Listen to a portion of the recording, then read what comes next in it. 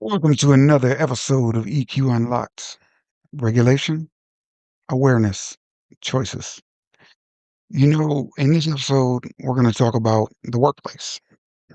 You see, most workplace problems aren't about bad people, poor communication, or even broken culture.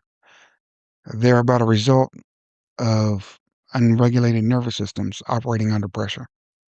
So, long story short, when stress is high and regulation is low, awareness becomes distorted, reactions escalate, and choice disappears. In this episode, we're going to talk about coworkers, workplace environments, and why regulation, not motivation or insight, is the factor that determines whether a company stabilizes or slowly burns itself out. So, in my life, I have worked for a host of companies. And, we're going to dig into a little bit of these companies. And I'm not going to mention any company names as to not insult them or not put a bad light on them. But I am going to mention some very real truths, both about myself and about the company cultures that I work for. And before I go any further, I want to say that these companies are not just social services agencies. They are state ran agencies. Some of them are private but state funded. Some of them are privately funded. Some of them are, corporations, huge corporations that you probably use every day. And these are just the things I've learned.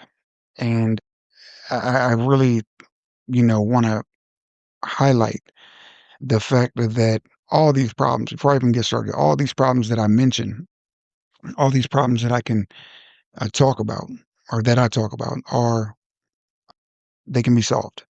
And actually, if they were solved, the companies would yield a great profit. Customer service would improve and employees would be happier. And honestly, these these types of issues, these type of situations are why ORS was actually invented. So anyway, let's get into it. A lot of times organizations mislabel regulation failures with personality issues. This person's difficult to get along with, or this person always acts out, or this person does this person does that. But what actually is taking place is that stress turns normal people into reactive versions of themselves because they weren't regulated, because they can put on a good front, but the reality of it is physiologically, when your stressors are triggered, you can't just turn that off. And so obviously this isn't everybody. This isn't every situation, but this is problems that organizations it would behoove organizations to correct. You know, Good intentions don't survive pressure. They just don't. Because the reality of it is that when you're under pressure, you're not operating from a normal your baseline, unless your baseline threshold is so incredibly high. And so most workplace conflict is quite honestly, it's a nervous system issue. It's not a character flaw. And if you own a company or if you are listening from the position of a leader or a director or whatever the case might be, you might be saying to yourself, well, that's not my problem. It's not my problem to fix these people. And I would tend to agree with that. It is not your responsibility to fix anybody or anything, but it is your responsibility to show up for your customers. It is your responsibility to make sure that you have the best workforce possible. It is your responsibility to operate in integrity, honesty, in a way that just not makes an income, but an impact. And that's a responsibility that comes with any type of leadership you're in. So what actually happens is, your ability to think narrows under stress. Again, I go back to the car accident scenario, right? When you get into a car accident, and right after a car accident, somebody asks you, well, how fast were you going? Or, you might rattle off a number and you might have an idea about that number, right? But the specifics are blocked out. Why? Because your body, most of the time, goes into that fight, flight, or freeze mode. So all that extra junk that you didn't need is no longer really important. And so your mind focuses on surviving, right? And so the same thing happens at work. Depending on what industry you're in, depending on what field you're in, we all face challenges at work, right? And so I was talking to someone who is he is the he's a manager at a financial institution, and you know, I think it's a private equity firm. And long story short, he was telling me about how people in his office get emotional, and when they get emotional, they make bad decisions. And so what I was, what our conversation evolved around was really they're not getting emotional, they're getting triggered. And their emotional responses, they start taking over because they're no longer regulated. They're not no longer thinking from that baseline. And so that's what happens when, you're operating under such high stress. And the crazy part is, or the challenging part is for employers that that stress level is different from everybody. So how do you get everybody on the same page so everybody can navigate the stress that they're experiencing in a way that's beneficial for the company? And then let's go into the fact that one dysregulated person can destabilize an entire team. That's why escalation spreads faster than logic. And so again, I'm going to go into my own personal story. I worked for a company at one time, and so truth be told, full transparency, I didn't want to be there. I didn't want to be at that company at all. As a matter of fact, I was this was when I was in the custody battle for my daughter. And an attorney I had at the time said, "Hey, it would probably be better for you just to work a normal job, a normal 9 to 5, than have your own business." I listened because I didn't have the foresight to realize how foolish that was. And so anyway, I didn't want to be there, right? And so what happened is that I was there, and in that in particular field, I was very good at my job. I was very, very good at doing what I did, and nobody refuted that, right? But because I didn't want to be there, and because I was already you know, dealing with things outside that nobody would have ever known about, I saw everything as a threat. And so because I saw everything as a threat, I then treated everything like a threat. And what do you do to a threat? You fight it, you run from it, or you freeze and you do nothing.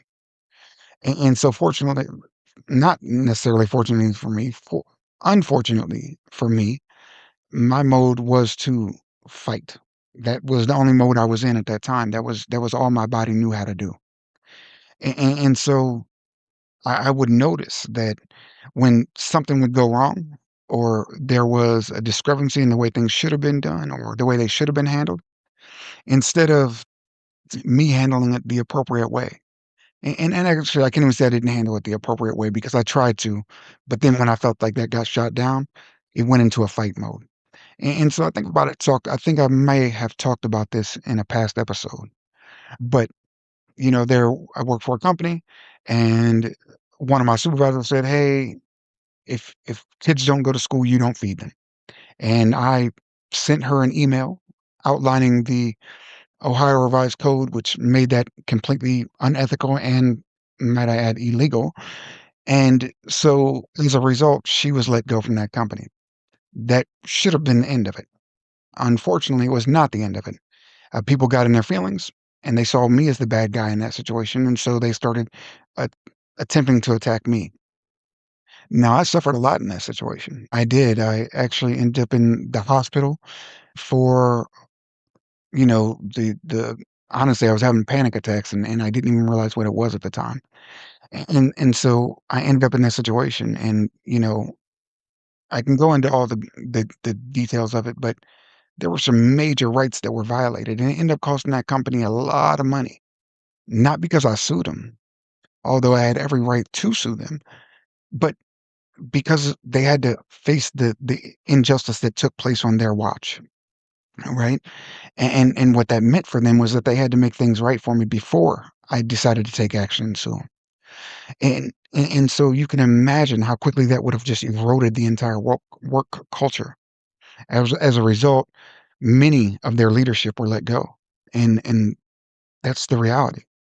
And what was further is that because I was in fight or flight mode, I made it a point to call out all the things that were wrong not because I was intentionally trying to create problems, but I wanted leadership to understand how far off base that they really were. But again, all that came from my escalating emotional state, right? And so it took me a long time to realize my role in that situation. It was very easy for me to look at them and say, well, they changed the locks in the bathroom so I couldn't go to the bathroom. That's dead wrong, right? They moved me to a different building to lock me in, trying to hold me down. That was wrong. They criticized my work, and me trying to help their employees to become better at what they did. That was wrong. And while all of those things are absolutely true, and all of those things held their own ground, and I had proof of it, what did it do to the work culture? It eroded it. And so what happened was regulation was lacking. So that awareness that I always talk about turned into like it turned into matters of points of contention, right? I was aware of all these things that were taking place around me, but because I wasn't regulated, I saw them as threats and as things that were going wrong rather than as challenges to overcome. And so I was left with, in my mind, no choice. And so that's just one example. And so, you know, again, I come back to the point that awareness without regulation just increases stress because now I'm looking around and I'm seeing all the bad things and all the bad actors that are around me all the time, but I don't have the regulation to see my role in the situation and how I could possibly diffuse it. You know, as I'm regulated, I could receive feedback and I could accept it, right? But when I was dysregulated, everything I heard was an attack on me. Everything I heard was an attack on how I wasn't doing things right, how I wasn't a great employee, how everything I did was wrong. And the truth of the matter is that in all my work history, I've never had a bad review. Why? Because I show up and I do my job. I show up and I do my job and I'm consistent and I'm very good about it. I'm very skilled at what I do. And if I'm not skilled at what I do, I become skilled at what I do because that's me. That's who I am. So I've never had a bad review, but it took me a long time to become a real asset to whatever company I work for, all because of the way I heard feedback. And so what I realized is that after I became regulated and after the people around me became regulated and awareness increased, well, that's when we could make choices to become the best employees that we could. And we would have ideas and we would have thoughts and we would have helpful and beneficial communication and conversation that would not just build us up, but that would build the company up. And I'm sure we've all been in this situation, right? The workplace where somebody has a negative attitude and it just seeps out to everybody around them. It's like poison. You can't help it stop. You can't stop it from flowing, right? But the point I'm trying to make is that choice is not a skill. It's a regulated state. And so then we talk about, that takes us to point of why, things that companies do so often fail. They have company picnics or they actually, I haven't heard of a company picnic in forever, but they might have, games for people to play to de-stress. They may have, you know, movie night for the employees. They may have, bring in pizza or, company like potlucks and things like that. Or they might give out pieces of candy every once in a while, or they might even give out a badge or something to say, "Hey, thanks for doing what you're doing." But at the end of the day, that doesn't address the root problem, right? And and so it's training without regulation. It's policies without helping their employees to develop the nervous system capacity to deal with them, or to even integrate or understand them. And it's motivation without containment. And so, what do I mean by that? What's an example of that motivation without containment? I guess what I would say to that is that if I give you a cup of water, but you don't have anything to put it in, well, 80% of that water is going to be wasted because, well, probably 90%. Because if the only thing you have to hold that water in is your hands, well, it's going to spill all over the place, right? But what if you have a cup? Well, now you can drink and enjoy that water. And so goes with all these things employers are trying to do to pacify and they may not even see it as pacify, but to encourage their employees, right? It's like a glass of water without a cup. And so at the end of the day, regulation is not about emotional suppression. It's about a controlled response. So that way, when their employees do get amped up or they do face a super stressful situation, they can start to deal with it according to a new baseline rather than just where they're operating at by default. So when I look at myself, what happened after regulation become present, right? There was a time I worked for a company, and at the time, I don't know so much now, but at the time, it was the largest jewelry store in the world. If you go into a mall, you might see a Jared's Gallery of Jewelry, you might see a Kay's Jeweler, you may see a JB Robinson Jeweler. And at the time, this one particular company owned all those stores. It's called Sterling Jewelers. And so when I was there, I was a debt collector. And I was, again, very good at my job because no matter what job I did, I found a way to develop the skill set to get it done. And it might have taken me time, but I did it. And so what happened was that I realized that when I was going through what I was going through, my emotional escalations were high all the time. Now, mind you, at the time, my repressed memories had just came back. I was just trying to make it through. Like literally, I was trying to survive the day. And it had nothing to do with the company, nothing to do with my coworkers, nothing to do with anybody besides me. Right. As a matter of fact, it was around the same time that I had a TIA, which is a miniature stroke from all the stress that I was experiencing. And so everything became a threat. And so I can remember one day, and this is when I was first learning about the triggers that I had at the time. There was a young lady chewing gum, and I couldn't understand why her chewing gum was so it wasn't just annoying to me, but it was infuriating to me. As a matter of fact, I remember I walked up to my boss that day, and her name escapes me right now, but she was a very wonderful lady. Janice actually was her name. Very, very wonderful lady. And I walked up to her and I said, "I need you to move me now because if you don't move me, I'm going to quit." And she was like, "What is happening right now?" And I was like, "She's chewing gum." And she looked at me like, "Somebody's chewing gum and it's getting to you like that?" Yeah, yeah, it is. But what I didn't realize at that time was somebody chewing gum was one of the first sounds I heard as I was being abused as a child. So you can now correlate why that was so strong. And without that knowledge and without that understanding, how that awareness made everything a threat, even things that were non-threatening.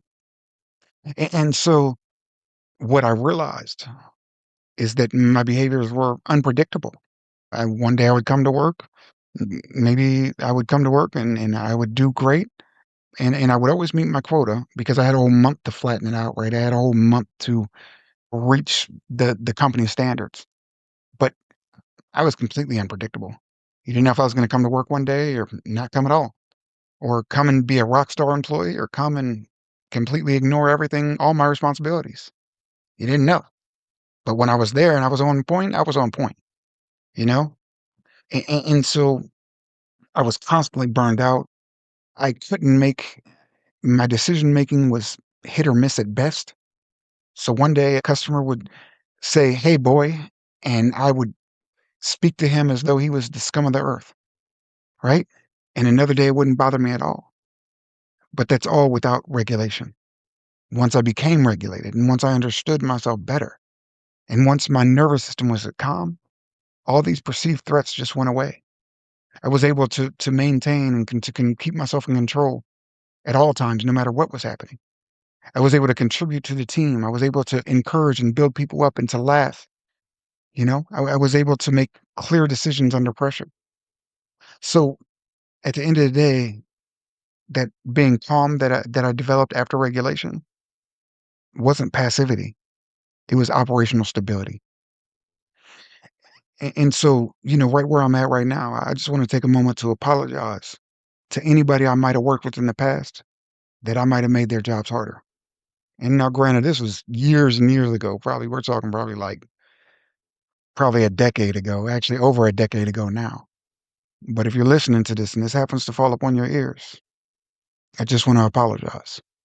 I was at a different place at that point in my life, and I, I I sincerely owe you an apology, and I truly give you that apology now.